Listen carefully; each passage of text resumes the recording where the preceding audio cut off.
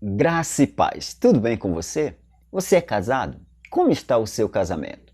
O casamento é uma instituição divina e foi a primeira instituição divina criada por Deus aqui na terra. Por isso ele deve acontecer sob a direção de Deus. Provérbios 19:14 diz: Casas e bens são heranças dos pais, mas do Senhor vem a mulher prudente. Provérbios 18:22 diz: Quem encontra uma esposa, algo excelente encontrou, uma bênção recebeu do Senhor. Embora o casamento seja uma das três escolhas que fazemos aqui na Terra, as quais são o que eu quero ser, com quem eu vou casar e onde eu vou passar a minha eternidade. Essas escolhas somos nós que fazemos em vida e nesta vida, mas Deus quer nos direcionar nessas escolhas. Assim como ele direcionou o casamento de Isaac, filho de Abraão, na escolha da sua esposa Rebeca. Em Gênesis 24:7, registra esse acontecimento. No planejamento de uma celebração, de uma cerimônia, de um casamento, uma das preocupações dos noivos é quanto à lista de convidados. Primeiro, por causa do gasto orçamentário, e segundo, pela afinidade das pessoas que eles gostariam que fizesse parte desse momento especial, inesquecível e singular em suas vidas. Mas tão importante quanto a lista de convidados para a cerimônia é a escolha das pessoas que lhe ajudarão no seu casamento em relação às suas vidas conjugais após a cerimônia. E essa escolha precisa ser feita de forma cautelosa, seletiva e criteriosa. Hoje eu quero falar com você justamente sobre isso. Quem pode lhe ajudar no casamento? Baseado em João 2, de 1 a 3, quando a palavra de Deus diz assim: 3 dias depois, houve um casamento em Caná da Galileia, e estava ali a mãe de Jesus, e foi também convidado Jesus com os seus discípulos para o casamento. E tendo acabado o vinho, a mãe de Jesus lhe disse: Eles não têm mais vinho. Baseado nesse texto, nós observamos algumas pessoas que podem nos ajudar em nosso casamento quanto à nossa vida conjugal. E a primeira que eu gostaria de destacar, a que ainda não é a pessoa principal, mas que pode lhe ajudar no casamento, é aquela que pode interceder pelo seu casamento, te ajudar em oração. Maria, a mãe de Jesus, não estava ali como uma mera convidada ou uma espectadora ou uma convidada passiva e observadora para ver se as coisas sairiam bem ou não, para depois sair comentando. Porque há dois tipos de convidados numa cerimônia de um casamento: os convidados ativos e os passivos. Os ativos são os convidados que vão participar ativamente da cerimônia, como os pajes, os padrinhos, as damas de honra, os dirigentes religiosos. Estes torcem para que tudo dê certo e a celebração seja perfeita. Já os convidados passivos são aqueles que ficam sentados, comendo, bebendo, observando tudo, para depois sair falando. A mãe de Jesus era uma convidada ativa. Ela teve uma participação ativa na cerimônia. Ela teve uma preocupação com a necessidade do casal, pois ela sabia da importância do vinho em uma celebração judaica. O vinho simbolizava a alegria da festa e, ao mesmo tempo, demonstrava a qualidade da festa. Tanto é que eles serviam o melhor vinho no início da festa para que os convidados percebessem a boa qualidade do vinho e, consequentemente, a qualidade da festa e ficasse com uma boa impressão da celebração. A mãe de Jesus sabia da frustração e da vergonha que os noivos passariam diante daquela situação e como isso ficaria marcado para sempre em suas vidas conjugais, pois a cerimônia do casamento marca a vida do casal para sempre, pois é o início de suas vidas matrimoniais. Por isso é que ela precisa ser pensada em todos os detalhes e principalmente em relação aos convidados e às suas participações. Quando a mãe de Jesus percebeu a necessidade dos noivos na falta de vinho, ela intercedeu por eles diante de Cristo, para que Jesus suprisse a necessidade deles.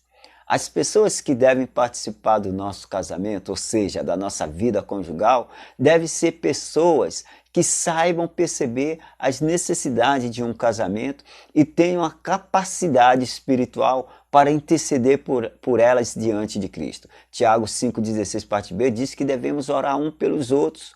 É por isso que a preocupação de quem deve participar do nosso casamento, ela não deve se restringir somente à lista de convidados para a cerimônia na celebração em si, mas ela deveria se estender durante toda a vida matrimonial do casal.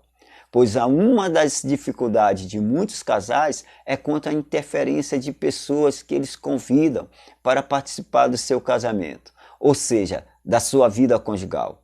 Às vezes convidamos pessoas para fazerem parte da nossa vida conjugal sem elas não terem nenhuma capacidade psicológica para nos aconselhar, ou experiência conjugal para nos ajudarem nas dificuldades matrimoniais, e muito menos a condição espiritual para interceder pelo nosso casamento. A primeira pessoa que devemos falar das necessidades do nosso casamento é para Deus. E para isso nós temos o melhor intercessor, que sabe falar de todas as nossas necessidades e fraqueza, que é o Espírito Santo.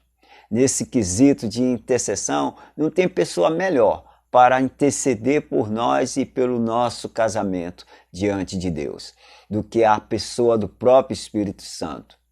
Romanos 8, 26, 27, a palavra de Deus diz: do mesmo modo também o Espírito nos ajuda na fraqueza, porque não sabemos o que havemos de pedir como convém, mas o Espírito mesmo intercede por nós com gemidos inexprimíveis. E aquele que esquadrinha os corações sabe qual é a intenção do Espírito, e que ele, segundo a vontade de Deus, intercede pelos santos.